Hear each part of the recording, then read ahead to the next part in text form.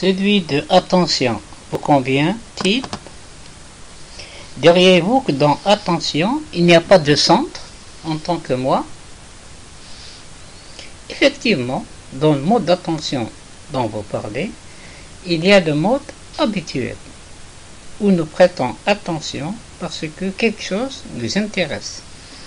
L'attention n'est pas la concentration. Oui, la concentration. Mais nous discutons d'une sorte d'attention, sans la présence de ce moi, donc sans l'activité du conditionnement, sans l'activité de la pensée. La pensée n'a pas sa place dans l'attention. Oui, mais pourrions-nous développer ce que vous entendez par attention? Le dérivé du mot pourrait-il nous aider? Il signifie étendre l'esprit. Cela nous est-il? Non. Serait-il utile de dire que la concentration n'est pas l'attention?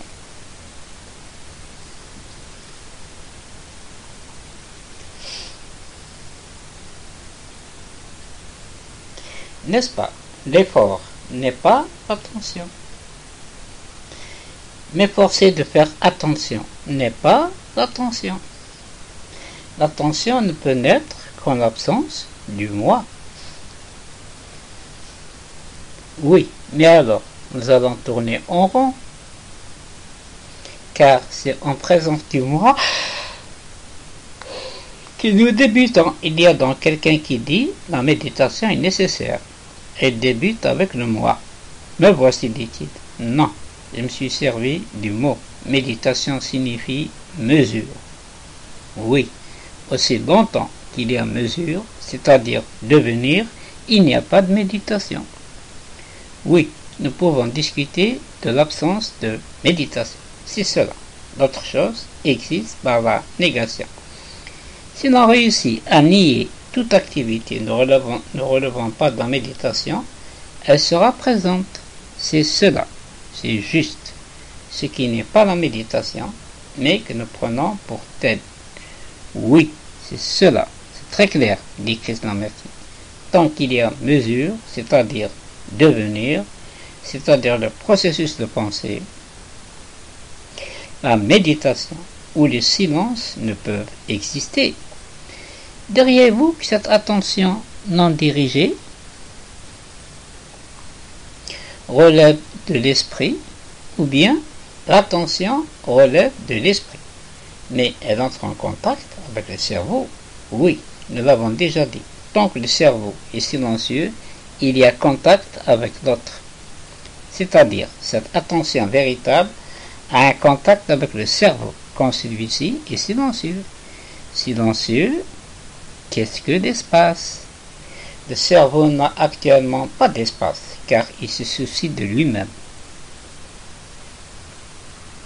Parce qu'il est programmé, égocentrique, et qu'il est limité. Oui. Pourrait-on ajouter que l'esprit étant dans son espace, le cerveau aurait aussi de l'espace? Oui, bien sûr. La pensée a un espace limité. Mais encore, quand la pensée est absente, c'est exact. Le cerveau a de l'espace, oui, limité.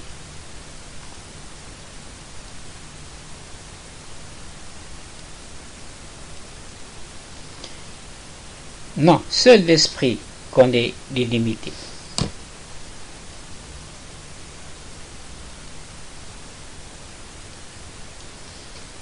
Mais, oui, nous l'avons dit. Tant que le cerveau est silencieux, il y a contact avec l'autre. C'est-à-dire, cette attention véritable a un contact avec le cerveau, quand celui-ci est silencieux. Silencieux. Et qu'il a de l'espace. Qu'est-ce que c'est que l'espace? Le cerveau n'a actuellement pas d'espace, car il se soucie de lui-même.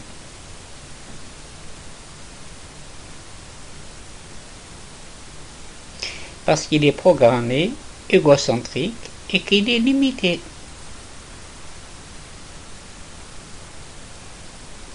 Oui, pourrait-on ajouter à propos du cerveau, que l'esprit étant dans son espace, le cerveau aurait aussi un espace limité. Oui, bien sûr, la pensée a un espace limité. Mais encore, quand la pensée est absente, le cerveau a-t-il son espace? C'est exact, c'est exact. Le cerveau a de l'espace, oui. Illimité? Non. Seul l'esprit connaît l'illimité. L'illimité. Mon cerveau peut être tranquille sur un problème auquel j'ai réfléchi.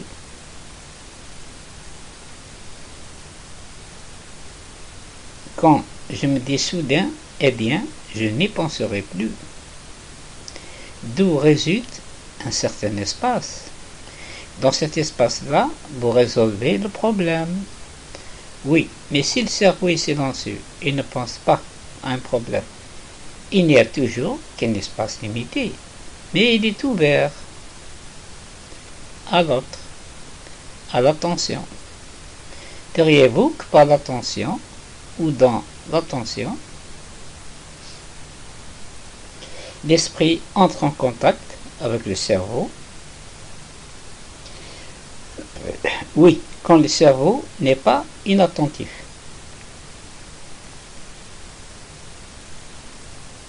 Qu'arrive-t-il alors au cerveau? Qu'arrive-t-il au cerveau? Dit Krishnamurti. Il agit, n'est-ce pas? Attendez, soyons clairs.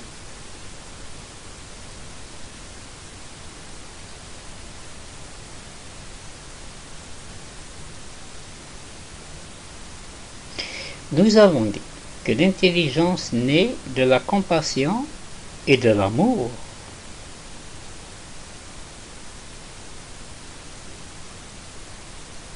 Cette intelligence fonctionne quand le cerveau est tranquille.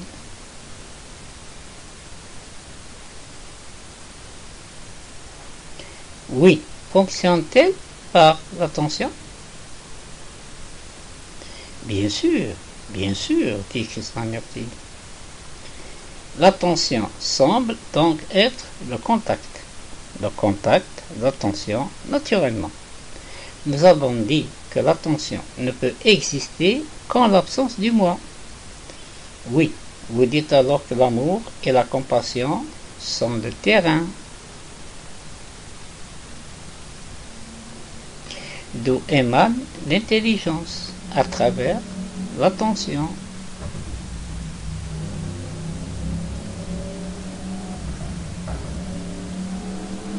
À travers l'attention, oui, qui agit dans le cerveau. Disons alors que ceci soulève deux questions. L'une concerne la nature de cette intelligence et la seconde est quel effet a-t-elle sur le cerveau? Oui, voyons, il faut à nouveau aborder cela négativement.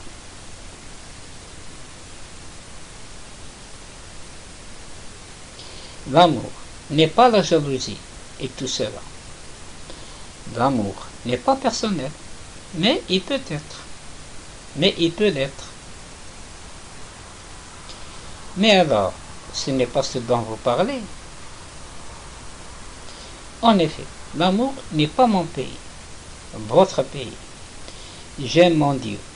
Il n'est pas cela. Dans la mesure où il émane d'un esprit universel. C'est pourquoi je dis que l'amour, dit Krishnamurti, n'a aucun rapport avec la pensée. Il ne naît pas dans le cerveau particulier. Oui. Ne tire pas son origine du cerveau particulier. Oui, ce n'est pas mon amour. Oui, quand il y a cet amour-là, il en émane la compassion et l'intelligence. Alors, cette intelligence est, par nature, capable, si j'ose me servir de ce terme,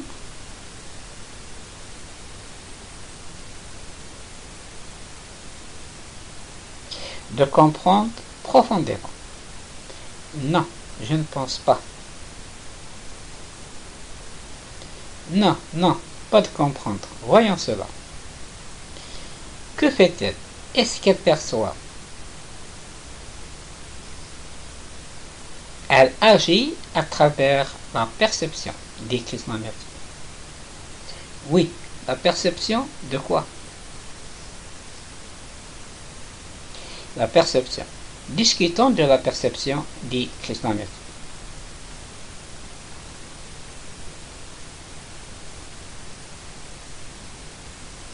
Il ne peut y avoir perception que quand celle-ci n'est pas teintée par la pensée.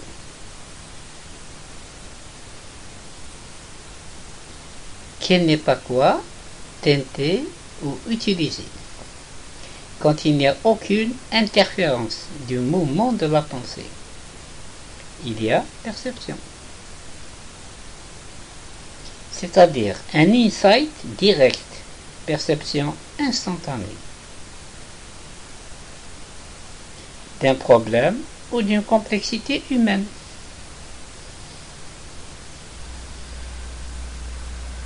Cette perception prend-elle sa source dans l'esprit?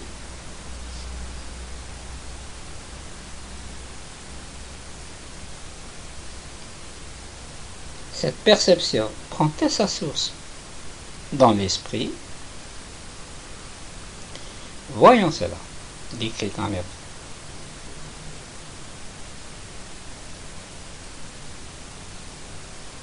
Oui, quand le cerveau est tranquille.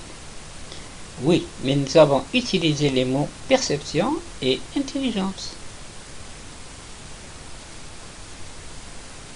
En quoi sont-ils liés ou qu'est-ce qui les différencie entre perception et intelligence? Oui, rien ne les différencie. Nous disons donc que l'intelligence est perception. Oui, c'est exact. L'intelligence est la perception de ce qui est. Et il y a contact par l'attention. Monsieur, prenons un exemple. Il sera sans doute plus facile de comprendre. Oui.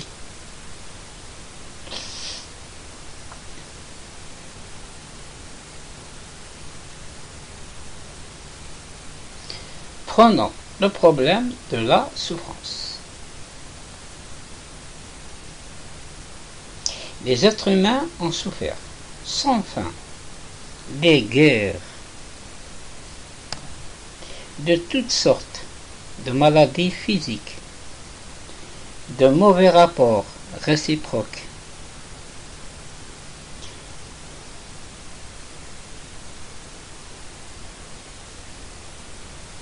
l'homme a énormément souffert. Maintenant, cela peut-il prendre fin? Mais la difficulté d'y mettre fin vient de ce que c'est inscrit sur le programme. Nous sommes conditionnés à tout cela, n'est-ce pas? Oui, à tout cela. Et c'est enregistré physiquement et chimiquement. Nous sommes conditionnés, cela a lieu depuis des siècles. Oui, c'est donc très profond en quelque sorte. Très très profond. Alors, cette souffrance peut-elle finir?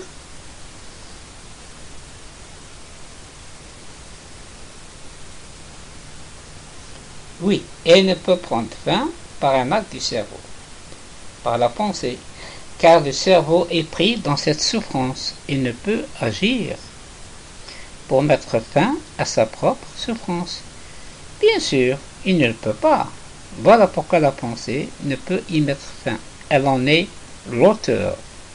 Oui, la pensée l'a créé et se trouve incapable de s'en saisir. Oui, la pensée a créé les guerres, le malheur, la confusion. Et la pensée est devenue prépondérante dans les rapports humains.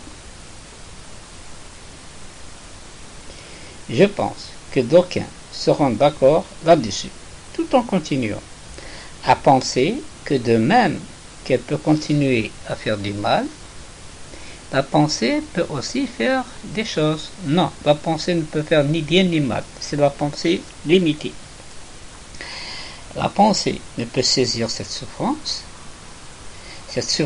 faisant partie du conditionnement physique et chimique du cerveau. La pensée n'a même aucun moyen de savoir ce que c'est. Disons que je perds mon fils, dit quelqu'un d'autre, et je suis. Oui, mais ce que je veux dire, je ne puis savoir ce qui se passe en moi par la pensée. Je ne puis changer cette souffrance intérieure, car la pensée ne va pas m'indiquer sa nature. Mais vous dites que c'est l'intelligence. Mais après tout, nous demandons si la souffrance peut prendre fin. C'est là un problème. Oui, et il est clair que l'acte de penser ne peut le faire. La pensée ne le peut pas. Non, bien.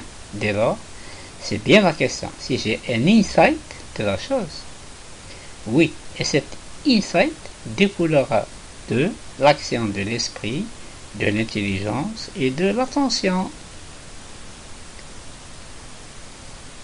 Quand se produit cet insight, l'intelligence balaye la souffrance. Oui, mais donc vous dites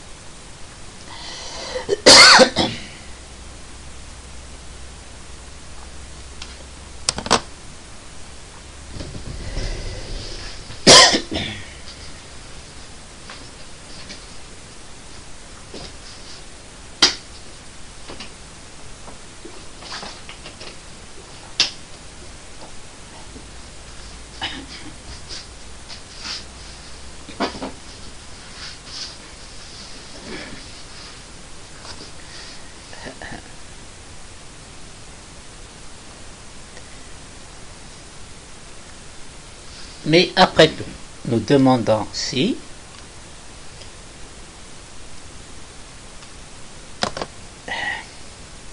la souffrance peut prendre fin. C'est là un problème. Oui, et il est clair que l'acte de penser ne peut le faire.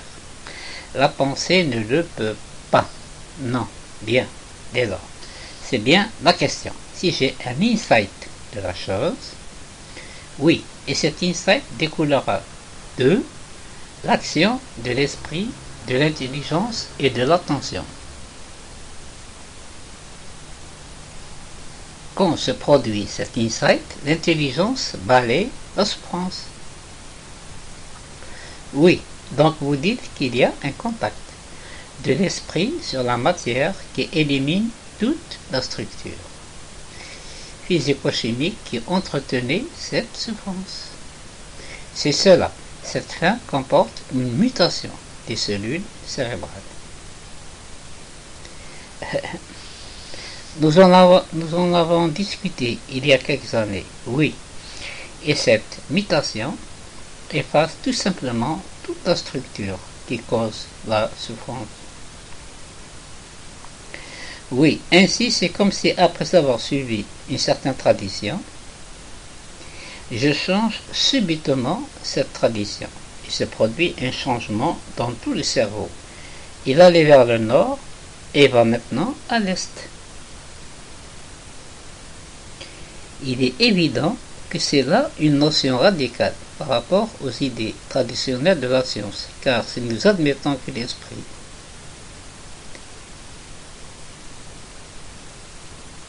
est autre chose que de la matière, d'aucuns trouveront difficile de croire que l'esprit. Après tout, monsieur, diriez-vous que l'esprit est énergie pure? Oui, on pourrait dire cela, mais la matière est aussi énergie.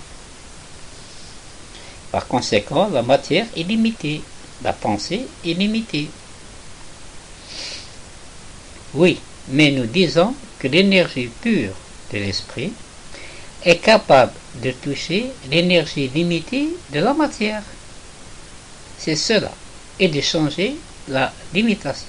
Oui, d'éliminer une partie de la limitation. On se pose un problème profond. ou un défi auquel on est confronté. Oui, on pourrait ajouter qu'aucun des moyens traditionnels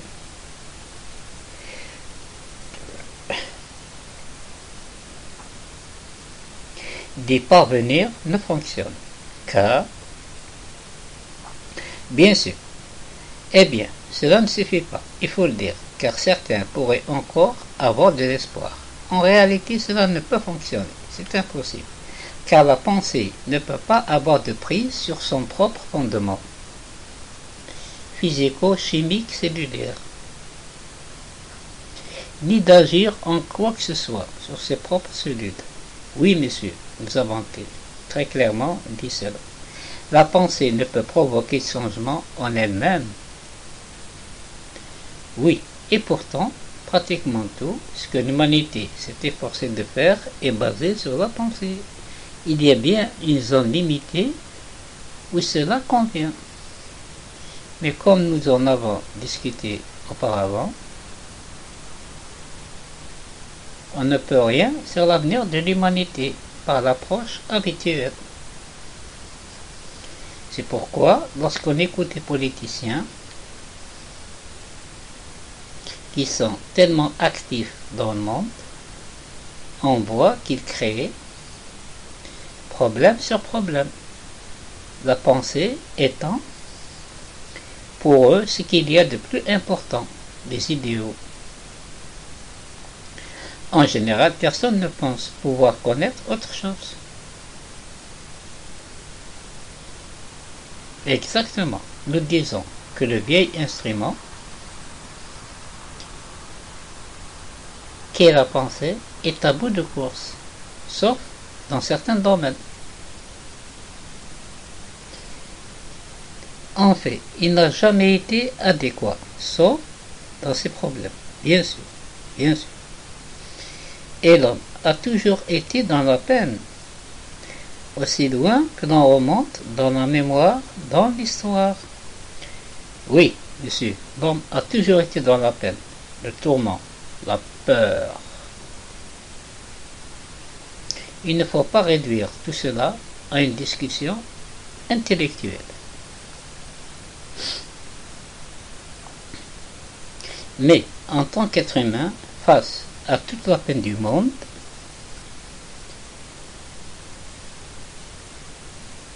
une solution à tout cela peut-elle être envisagée? Oui, et ceci nous ramène à la question que j'aimerais répéter. Il semble qu'un certain nombre de personnes parlent de cela et pensent peut-être savoir et peut-être méditent, etc. Mais comment cela va-t-il affecter ce vaste flot d'humanité? Probablement très peu. Mais pourquoi, demandez-vous? Si cela aura un effet, peut-être cela en aura-t-il, cela en aura peut-être, peut-être pas. On pose alors la question, à quoi bon tout cela? Oui, c'est bien cela. Je pense qu'il y a un sentiment instinctif qui pousse à poser cette question. Oui, je pense que c'est une fausse question. Mais c'est une fausse question. Voyez-vous, notre premier instinct est de dire que faire pour arrêter cette terrible catastrophe. Oui, mais si chacun de nous écoute, voit la vérité de la chose, voit que par son activité tant extérieure qu'intérieure, la pensée a créé ce terrible gâchis, cette grande souffrance, il doit inévitablement se demander, y a-t-il une fin à tout cela? Si la pensée ne peut y mettre fin, qu'est-ce qui le fera? Quel nouvel instrument mettra fin à tout ce malheur? Voyez-vous, il y a bien un nouvel instrument, à savoir l'esprit, etc., etc.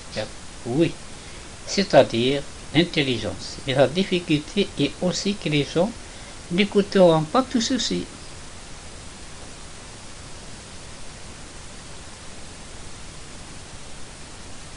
Ils en sont venus à des conclusions définitives, dont les scientifiques, que l'homme ordinaire que nous sommes, ils n'écouteront pas.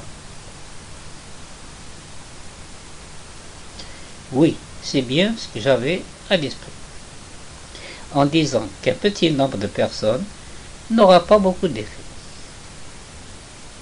Bien sûr, bien sûr.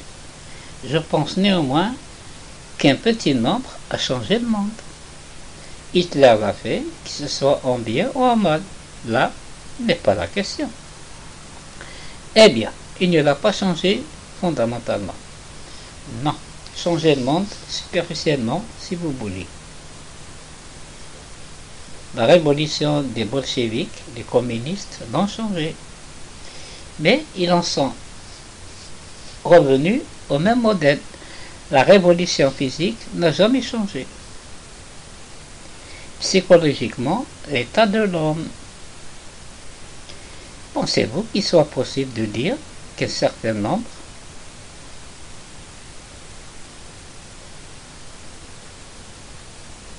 de cerveaux venant de cette manière en contact avec l'esprit puisse avoir un effet sur l'humanité qui dépasse l'effet immédiat de l'évidence qu'il communique? Oui, c'est cela.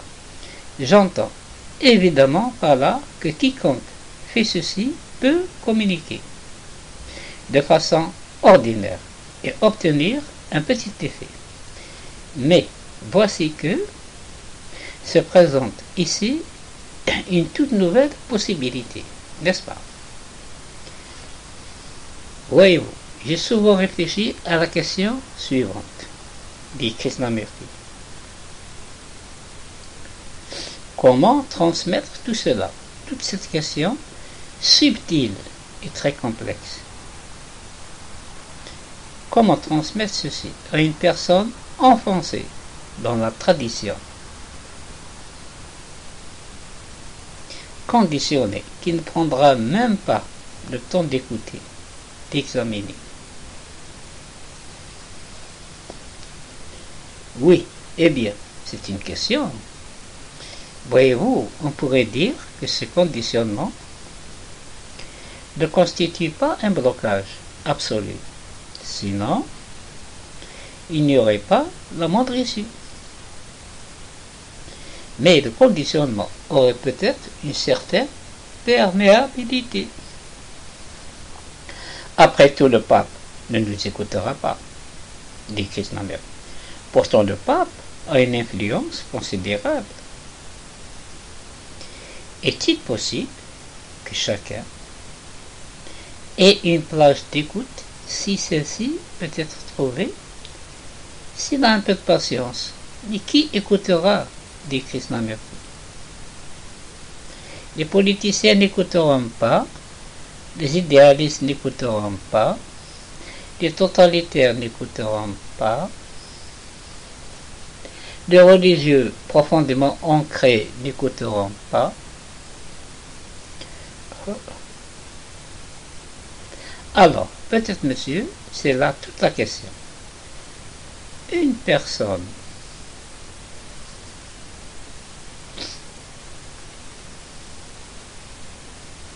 dite ignorante, pas très cultivée et professionnellement conditionnée, carrière, argent, le pauvre qui dit « je souffre, je n'en peux plus ». Mais lui non plus n'écoutera pas. Il lui faut du travail. Bien sûr que non. Il dit, donnez-moi d'abord à manger. Cela fait 60 ans que nous parlons de tout cela.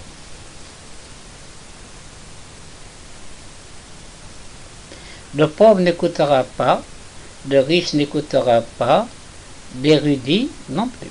Et les croyants religieux profondément dogmatiques n'écouteront pas.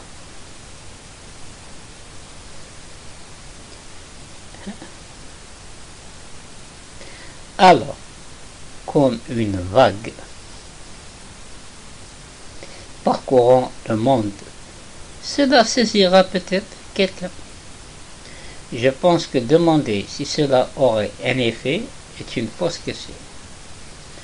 Oui, bien, nous dirons que cela fait à nouveau intervenir le temps, le devenir. Cela introduit le psychisme dans le processus du devenir. Oui, cela doit bien affecter l'humanité.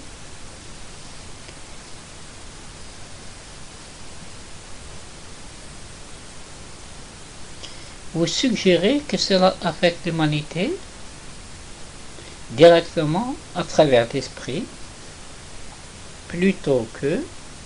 Oui, dit Christian. Nous prenons cela très sérieusement. Cela pourrait ne pas se voir immédiatement dans les actes. Oui, ce que vous avez dit est très sérieux, à savoir que l'esprit est universel et non localisé dans notre espace visuel non séparé. Oui, voyez-vous, monsieur, il est dangereux de dire, dit Krishnamurti, que l'esprit est universel. C'est là ce que disent certains à propos de l'esprit, et c'est devenu une tradition. Cela peut bien sûr être traduit une idée. Évidemment, c'est bien là le danger dont je parle. Oui, mais ce que vous dites, c'est qu'en réalité, il faut entrer directement en contact avec cela pour le rendre réel, n'est-ce pas? Bien sûr, c'est cela. On ne peut entrer en contact avec cela qu'en l'absence du moi.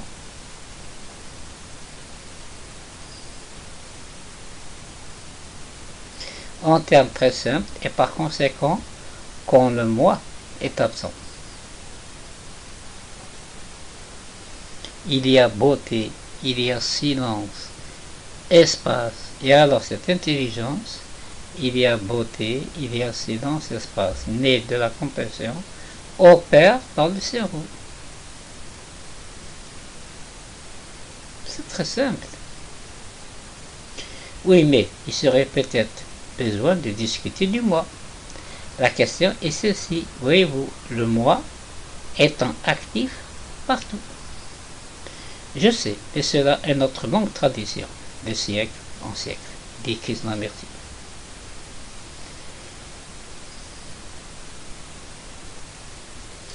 Existe-t-il alors un aspect de la méditation qui puisse être utilisé quand le moi agit?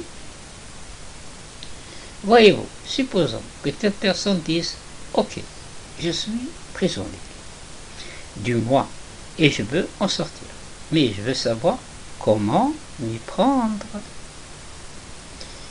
Ah, voyez-vous, au lieu de dire que dois-je faire, je demande « Qu'en dites-vous » C'est très simple. L'observateur est-il distinct de l'observé? Dit Krishnamurti. Eh bien, supposons que l'on dise oui, il semble être distinct. Alors, est-ce là une idée ou une réalité? Que voulez-vous dire? Il y a réalité quand aucune division n'existe entre le penseur et la pensée.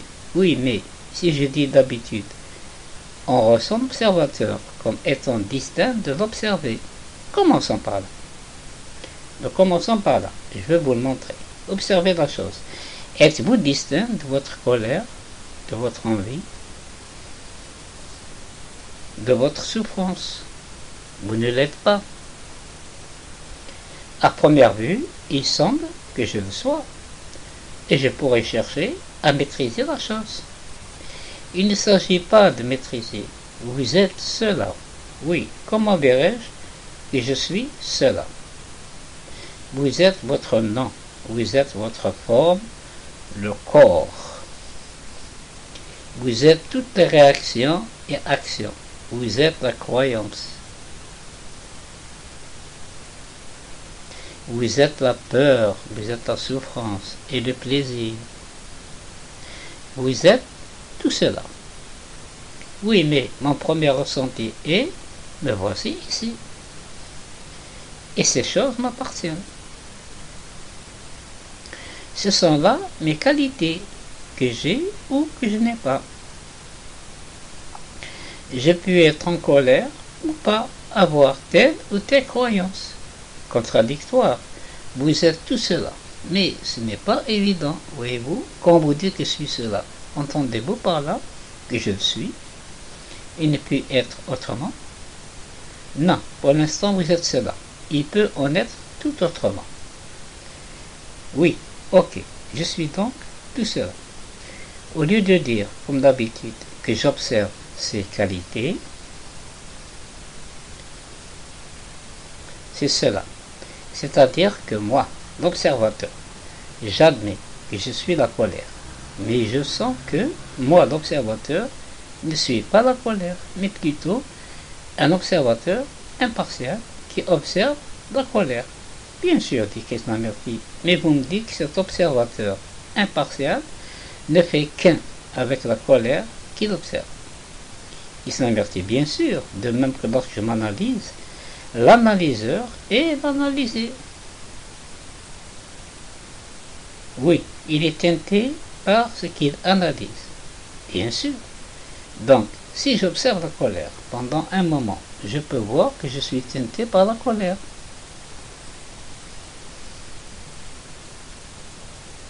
Donc, à un certain stade, je dis ok, je ne fais qu'un avec cette colère, n'est-ce pas?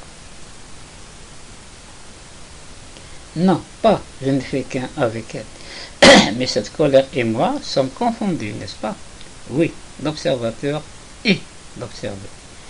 Et quand existe cette réalité, vous avez réellement éliminé en totalité le conflit.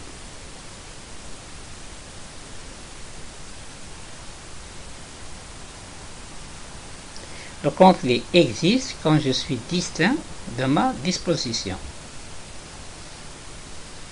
Oui, parce que dès lors que je me sens distinct, je peux essayer de changer cela. Mais comme je suis cela, cela essaie de se changer soi-même, tout en restant soi-même. N'est-ce pas? Oui, c'est exact. Mais quand la qualité et moi, la division a pris fin, d'accord?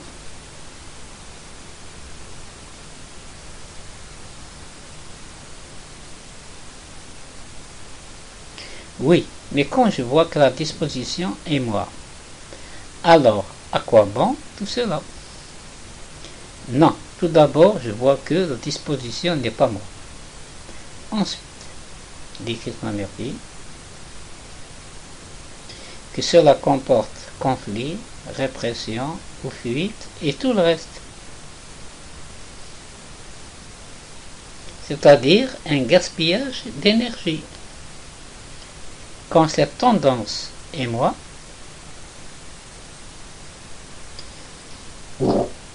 toute cette énergie auparavant gaspillée est là pour voir, observer.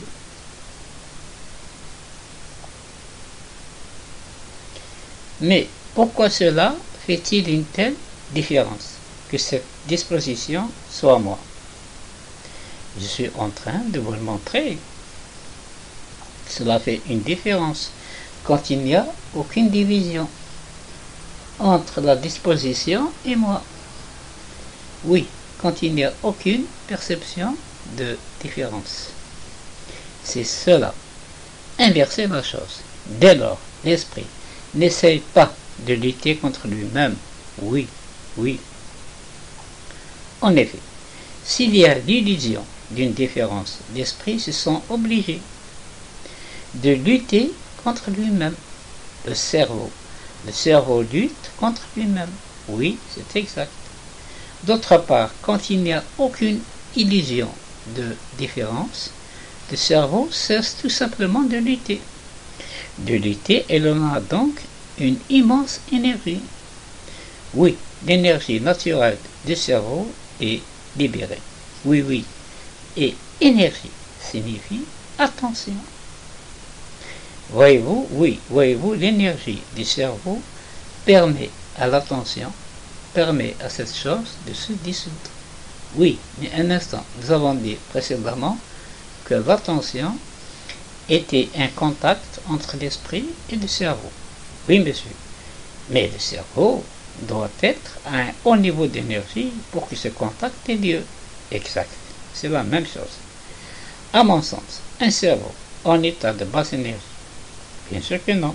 Mais la plupart d'entre nous ont une faible énergie. Car nous sommes tellement conditionnés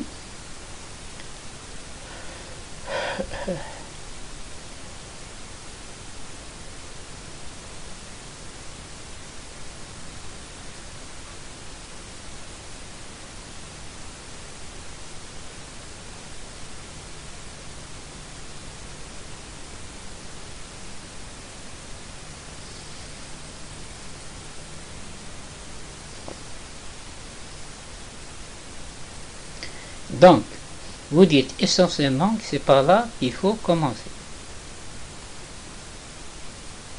Oui, monsieur. Commencez simplement, dit Christophe.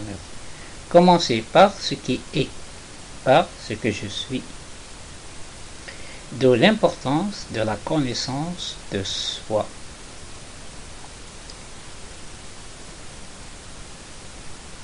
La connaissance de soi n'est pas un processus cumulatif de savoir, qui ensuite s'observe. C'est un apprentissage continu sur soi-même. Oui, ce que vous appelez connaissance de soi n'est pas le savoir, dont nous parlions plus tôt, qui est un conditionnement. Oui, c'est exact.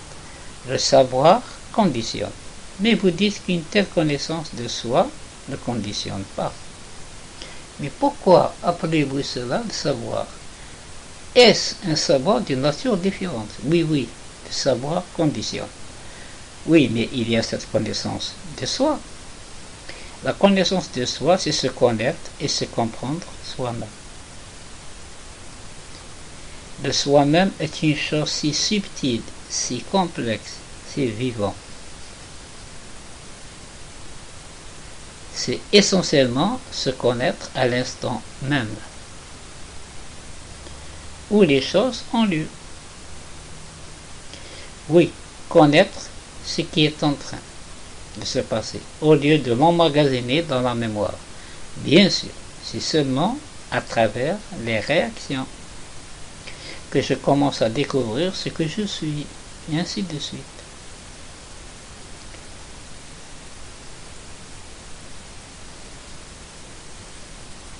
Je pense qu'il faudrait en rester là, n'est-ce pas?